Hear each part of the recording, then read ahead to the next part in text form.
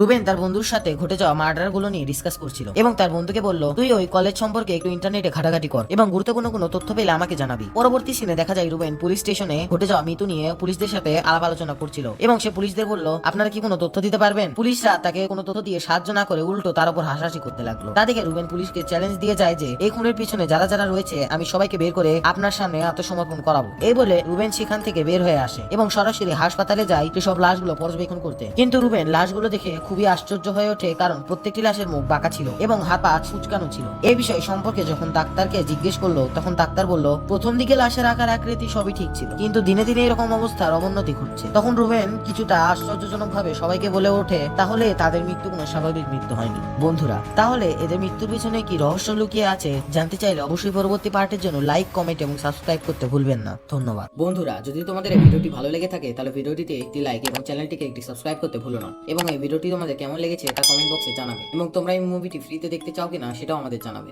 ধন্যবাদ।